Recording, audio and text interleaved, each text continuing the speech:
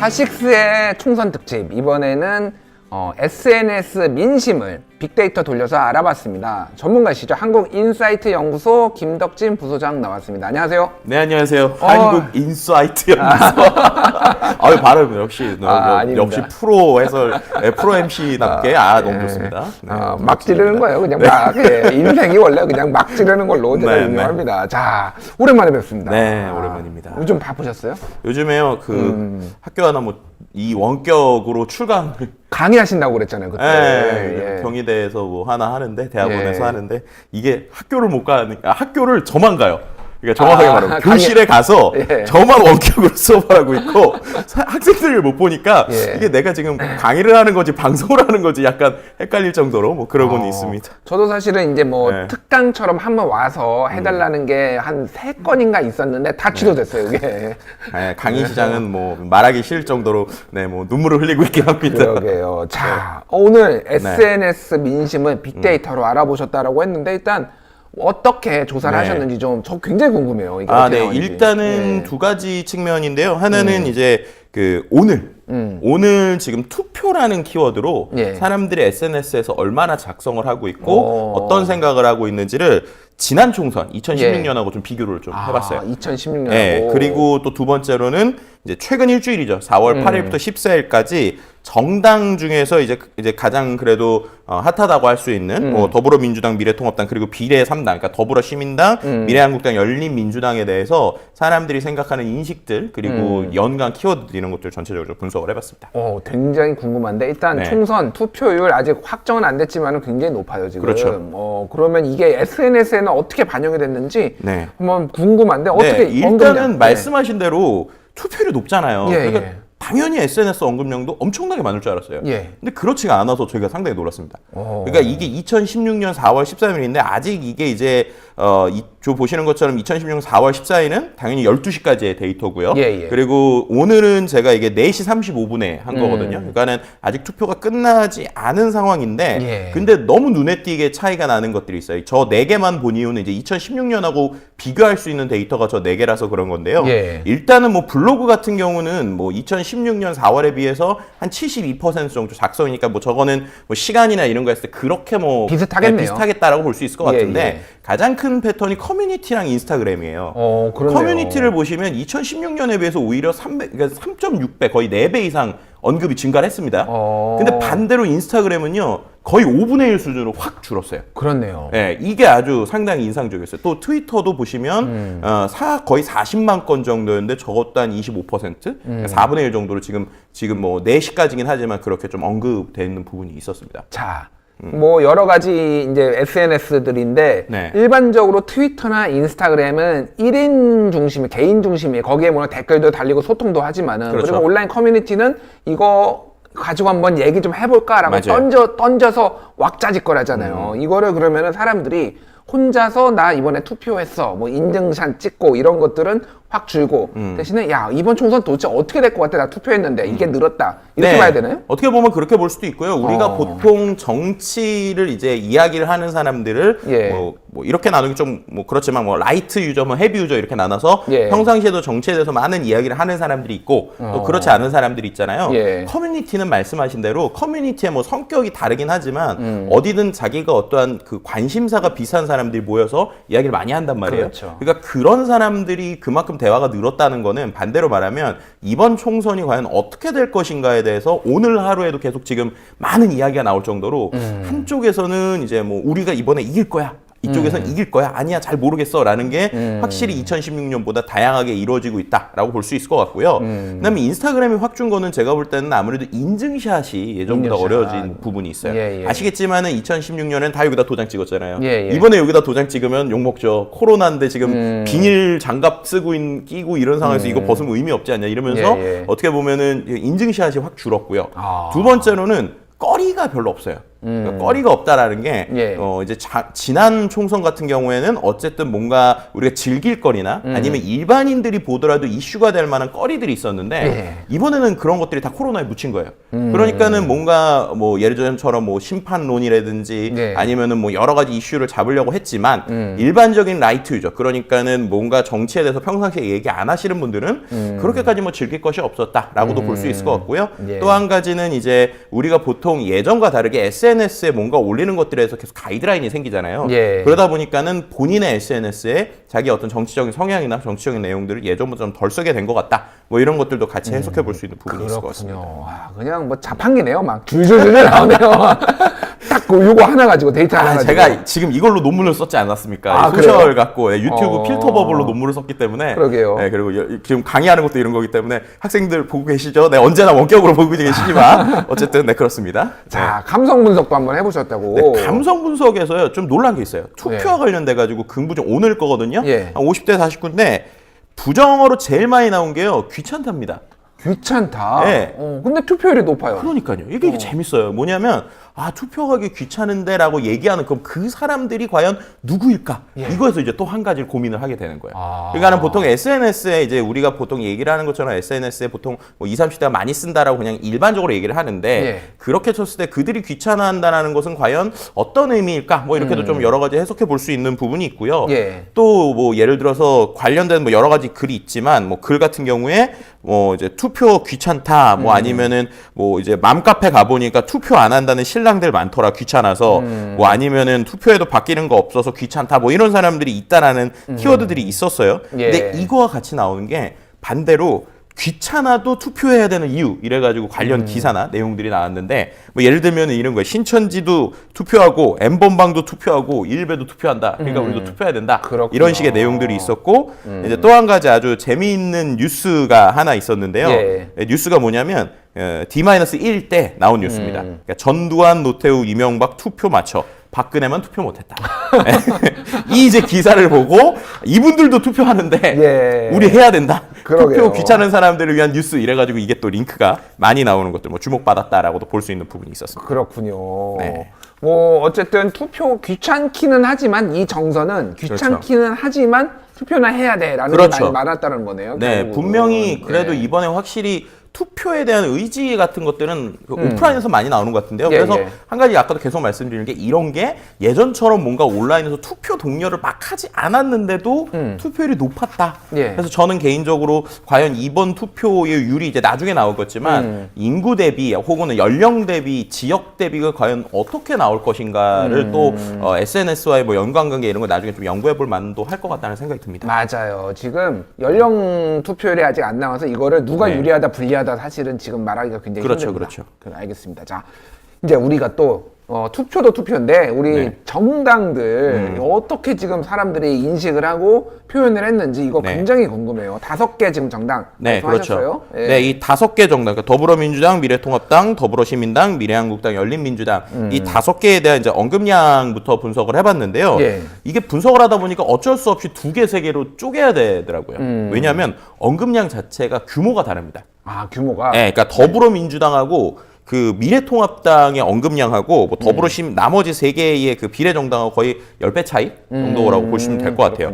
그런데 이 두 당 그리고 재밌는 게 3개의 비례정당 간의 언급량 수치는 거의 비슷합니다.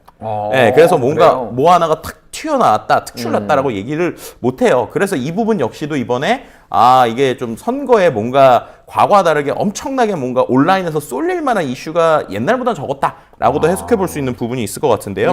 예를 들면 먼저 이제 민주당하고 미래통합당 일주일간의 언급량을 좀 살펴볼게요. 저기 보시면 K가 이제 1000입니다. 그러니까는 더불어민주당이 한 13만 1000여 건 정도, 미래통합당이 14만 4천여 건 정도예요. 그리고 이제 뭐 자세히 뒤에 설명드릴 거지만 간단하게 한번 보시면 언론의 언급량이 이제 상당히 높은 것을 볼 수 있습니다. 언론 버즈라고 써있는. 언론 버즈. 저게 이제 거의 10만 건, 둘 다 10만 건 내외죠. 그렇죠. 103이라는 게 10만 3천 건이니까 위에도 9만 7천 건. 그리고 개인 버즈, 그러니까 일반적인 SNS 언급량이 한 4만에서 3만 건이에요. 그러니까는 오히려 이 기간에 SNS에 사람들이 커뮤니티에 쓴 글보다 뉴스가 훨씬 많이 나왔다. 네, 그러니까 그만큼 이번에 어떻게 보면 개인적인 사람들의 관심보다 네, 그런 뉴스에서 계속 뭔가 아젠다 세팅하는 내용들이 많이 나왔다라고도 좀 볼 수 있을 것 같고요. 그런데 굉장히 눈에 띄는 게 다른 것들은 수치가 고만고만한데 부정이 미래통합당에 상당히 많아요. 네, 보시는 것처럼 부정 버즈, 저거는 이제 이 뒤에도 좀 설명을 드릴 거지만 우리가 알고 있는 막말 파문. 네, 그게 역시 부정 버즈의 가장 좀 큰 이슈가 됐었다라고 볼 수 있을 것 같고요. 재밌는 건 뒤에도 좀 얘기 드릴 거지만 긍부정에서 어떤 정당이든 긍정이 높은 당은 없습니다. 네, 전반적으로 좀 부정이 높긴 하고요. 네, 다음으로 3개, 이제 더불어시민당, 미래한국당, 열린민주당을 좀 보도록 할게요. 보면 앞서서 보신 것처럼 민주당하고 미래통합당 13만 건, 14만 건이었는데 보시는 것처럼 더불어시민당, 미래한국당, 열린민주당 2만에서 15,000건 사이입니다. 네, 보시는 것처럼 뭐 더불어시민당 26,000건, 미래한국당 15,000건, 열린민주당 2만 건, 뭐 이 정도의 내용들이라고 볼 수 있을 것 같고요.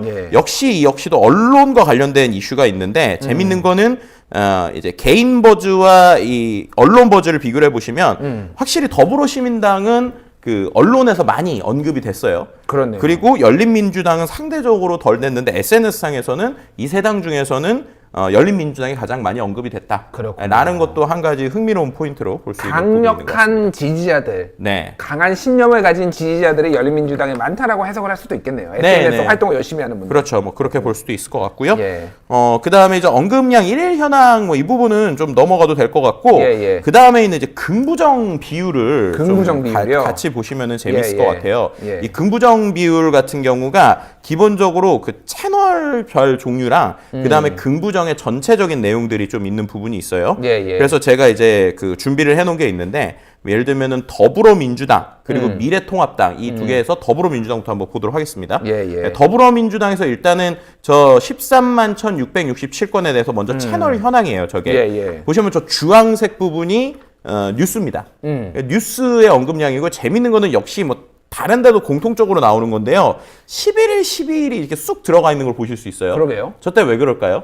투표 날이었네? 아니요, 주말이라 그렇습니다. 아, 주말이라서? 주말에 뉴스가 신문에서 나오는 게 적다 보니까 저게 나오는 거예요. 그러니까는 이제 나머지 그 밑에 있는 SNS에 대한 그 언급량들의 비율은 거의 비슷한데 확실히 이 언론이 주도하고 있는 이슈들은 저는 이제 주말에 좀 확 준다라는 것들도 특징적인 부분들을 좀 같이 볼 수 있는 게 있고요. 뭐 그 다음에 있는 이제 그래서 더불어민주당의 긍부정 그 다음에 준비가 되는데 저기 나오네요. 긍부정 같은 경우 보시면 저 빨간색이 부정이고 파란색이 긍정이에요. 보시면은 쭉 가서 부정이 전체적으로 한 59%, 긍정이 41% 정도의 비율을 보여주고 있습니다. 그렇네요. 네, 뭐 일자별로는 뭐 특별히 뭐 하루 탁 튀는 날이라기보다는 최근 그러니까 4월 13일 같은 경우는 부정이 65%. 그러니까 오히려 민주당은 어제 그제 약간의 부정이 높아진 뭐 이런 부분들은 좀 볼 수 있었습니다. 그렇군요. 네. 이어서 이제 미래통합당을 보도록 하겠습니다. 네, 미래통합당 같은 경우도 보시는 것처럼 당연히 이제 SNS보단 뉴스의 언급량이 상당히 많은 포인트들을 보여주고요. 더불어민주당과 좀 한 가지 비교해 볼 만한 거는 둘 다 이제 뉴스의 언급이 많은데 커뮤니티에서 미래통합당이 약간 더 오히려 언급이 많았다. 뭐 이런 것들도 한 가지 흥미로운 부분으로 저는 봤었고요. 긍부정 같은 경우에 더불어민주당이 한 4대6 정도였는데 미래통합당은 한 7대3 혹은 26대 74%로 부정이 이제 상당히 높은 부분이 부정이 더 많다라는 거죠. 네, 그러니까 민주당이 한 4대6 정도로 긍정 4에 부정 6 정도로 나왔는데 미래통합당은 뭐 반올림 하더라도 긍정 2.5에 부정 7.5 혹은 긍정 3에 부정 7 정도 이 정도의 부정 비율이 나왔고요. 저건 이제 뉴스 모든 걸 포함해서 나온 거라고 보시면 될 것 같습니다. 그렇군요. 네, 다음으로 이제 더불어시민당 그리고 네, 미래한국당, 열린민주당 볼 때 더불어시민당은요 보시는 것처럼 2만 6천여 건인데 앞서 있는 이제 그 더불어민주당이나 그 미래통합당에 비해서는 뉴스의 비율이 좀 낮긴 해요. 뉴스의 비율이 한 65% 정도이고요. 트위터나 SNS를 가지고 좀 많이 홍보하고 재밌는 건 커뮤니티의 비율도 10% 이상. 그러니까 SNS에서 상당히 좀 이야기를 많이 하고 있다라는 거고요. 긍부정 비율도 거의 그 민주당하고 비슷합니다. 그러네요. 37% 대 63%니까 거의 4대6 수준이라고 볼 수 있을 것 같고요. 다음으로 미래한국당을 보도록 하겠습니다. 미래한국당은 일주일 동안 언급량 일단 15,407건으로 모든 당, 5당 중에서 제일 언급량은 적었고요. 예. 여기도 비율 같은 경우 보시면은 거의 뭐 비슷한 부분인 것 같아요. 뉴스가 한 60%, 68%대 정도고 커뮤니티 11% 이런 부분들 볼 수 있고요. 긍부정 같은 경우는 거의 이제 이것도 보시는 것처럼 미래통합당하고 비슷하게 긍정 30에 부정 70% 정도 이렇게 부정의 좀 비율이 높은 것을 볼 수 있습니다. 그러니까 한마디로 얘기하면은 지금 보수 정당에 대한 부정 비율이 SNS의 부정 비율이 상당히 더 높았다 지금 그렇게 보여지네요. 그렇죠. 지금. 이건 이제 뉴스 포함인 건데요. 뒤에는 SNS만 따로 보여드릴 건데 SNS는 부정이 더 높습니다. 더 높아요. 그러니까 뭐 이런 부분들을 좀 볼 수 있을 것 같고요. 그렇군요. 열린민주당도 뭐 간단히 보시면 열린민주당 말씀드린 것처럼 뉴스의 비율이 상당히 흥미로운 게 45%밖에 되지 않아요. 그러니까 나머지는 한 60-70% 정도로 뉴스의 비율이 높은데 열린민주당은 가지고 있는 언급량 중에서 뉴스의 비율이 한 45% 정도, 그리고 그 외에 나머지가 오히려 저 파란색이 트위터 부분이거든요. 트위터에서 확실히 여러 가지 언급이 되는 부분들,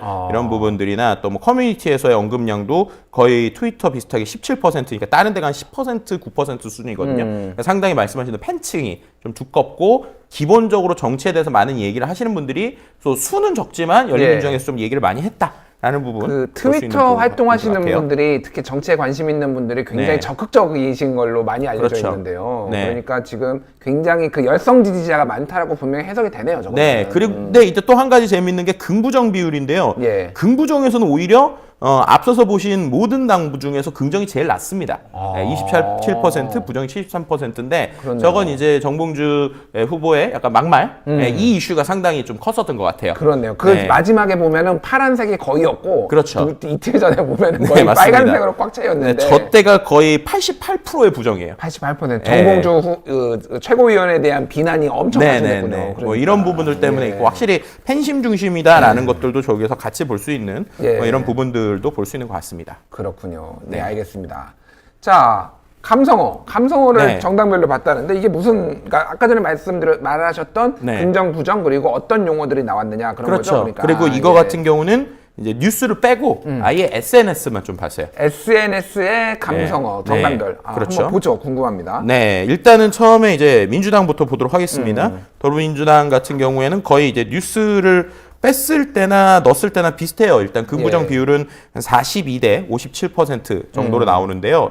더불어민주당 같은 경우는 전반적으로 보면 이제 키워드에서 긍정 키워드가 지지하다, 두 번째가 압승. 그러니까 우리가 압승할 수 있다. 뭐 이런 얘기들, 뭐 좋다, 특별, 행복, 뭐 이런 것들이 나오고요. 막말, 비판, 의혹, 위반 이런 키워드들이 나옵니다. 막말은 이제 모든 정당에서 거의 공통적으로 나오는 이 부정에 제일 많은 키워드라고 보면 될 것 같아요. 그러게요. 그만큼 반대로 말하면 이번에 뭔가 이슈될 게 별로 없었어요. 그러니까는 뭔가 후보의 말을 가지고 이제 이야기를 좀 많이 했다라고도 볼 수 있을 것 같은데요. 어떻게 보면 민주당에서의 그 막말과 관련된 키워드는 김남국 후보의 팟캐스트 논란, 이 부분이 좀 이야기가 됐었던 부분들이 있었고요. 그 외에 뭐 확인되지 않은 몇 개의 SNS상의 의견들도 좀 있긴 했어요. 그래서 이런 거는 나중에 좀 필요한 부분, 이게 체크를 해야 되는 부분이 필요하다라도 볼 수 있고요. 어쨌든 뭔가 더불어민주당과 관련돼서는 사람들이 뭐 두 가지 정도의 감정을 느끼는 것 같아요. 정말 좋아서 찍는 사람도 있지만 싫어도 미워도 후보가 마음에 안 들어도 뭐 대통령을 위해서 찍었으면 좋겠다. 뭐 이런 식의 이제 SNS의 의견들을 같이 볼 수 있는 부분이 있었습니다. 그렇군요. 미래통합당을 한번 보죠, 그러면. 미래통합당은 말씀드린 것처럼 SNS만 보면 긍정이 20%, 부정이 80%. 20대 80으로 거의 뭐 명확하게는 아니고요. 역시 부정의 가장 큰 핵심은 막말입니다. 막말. 뭐 우리가 다 알고 있는. 압도적이네요, 막말이 그냥. 다른 거 완전 다 진짜 압도해버렸네요. 그렇죠. 언급이 거의 2050사건이니까 앞서서 보신 그 더불어민주당은 막말하고 비판이 한 200여 건 정도였거든요. 근데 이거는 막말이 2050사건, 비하가 640건. 그러니까는 이 막말 논란이 얼마나 SNS상에서 이슈가 됐는지 이런 것들을 볼 수 있었고, 또 그럼에도 불구하고 이제 마지막엔 결국엔 후보 자격을 회복을 했잖아요. 차명진 후보. 그렇죠. 이 부분 때문에도 이제 끝까지 이슈가 됐었다. 그래서 뭐 막말 릴레이다. 뭐 이런 이제 표현들까지 볼 수 있는 부분이 있었습니다. 이게 실제 투표에 어떤 영향을 미쳤는지 저희가 그것까지는 알 수 없지만 지금 분위기로 봤을 때는 굉장히 안 좋은 그 사람들한테 영향을 끼쳤으리라는 거를 추정을 할 수는 있네요. 그렇죠. 이 막말이. 네, 근데 이제 이게 이제 좀 흥미로운 부분인데요. 제가 예전에도 총선과 대선 분석할 때도 그랬는데 이 대선하고 총선의 SNS의 온도는 확실히 다른 것 같아요. 그러니까 대선에서는 어디서 나오는 이슈가 직접 투표율에 영향을 미치는데 총선 같은 경우에는 그 이제 지역구에만 영향을 미칠 때들이 상당히 많았거든요. 과연 이게 또 어떻게 될지도 지켜볼 만한 포인트가 될 것 같습니다. 그렇군요. 네, 뭐 이어서 이제 더불어시민당을 좀 볼게요. 더불어시민당 같은 경우에는 긍정과 부정이 한 반반 정도인데 긍정이 약간 낮은 한 45대 54 정도이고요. 이 부분은 그냥 이제 비례대표와 관련돼서 뭐 여러 가지 이야기가 나오는데 더불어시민당은 뭔가 특별한 이슈가 막 이렇게 SNS에서 나오진 않았어요. 그냥 뭐 지지하고 응원하고 뭐 전체적으로 잘 될 것 같다. 뭐 이런 것도 아니면은 이제 과반이 예를 들어서 더불어민주당과 더불어시민당 합쳐서 과반이 될 것이냐 안 될 것이냐 이 이야기를 가지고 뭐 나오는 뭐 이런 정도의 키워드다라고 볼 수 있을 것 같고요. 그러니까 여기에서 더불어시민당의 막말은 37건밖에 없어요. 네, 맞습니다. 미래통합당은 2,000건이 있었으니까 이게 얼마나 지금 미래통합당이 막말로 지금 고생을 했는지를 그러니까요. 알 수가 있네요. 네, 미래한국당 감성어는 더 갑니다. 더 간다는 게 뭐냐면요. 긍부정 역시 이제 3대 7 정도로 부정이 상당히 높은데 1위 키워드가 친일이죠. 친일. 그런 막말이 아니라 친일이네요. 2위가 막말입니다. 2위가 막말. 2위가 막말인데 뭐 아시겠지만 특히나 이제 그 비례 후보들 중에서도 뭐 여러 가지 이슈가 있었지만 그런 후보들에 대해서도 오히려 뭐 친일과 관련된 키워드들이 좀 나왔었던 부분들도 있었고요. 관련 막말이나 이런 것들 때문에 이런 글도 있더라고요. 후보면들만 보면 비례 후보 취지가 뭔지 뭐 이해를 못하는 것 같다. 뭐 이런 식의 SNS 글들도 볼 수 있었고요. 그다음에 이제 열린민주당. 그렇네요. 열린민주당 같은 경우에는 긍정 부정 SNS만 딱 봤을 때는 아까랑 좀 다르죠. 그러게요.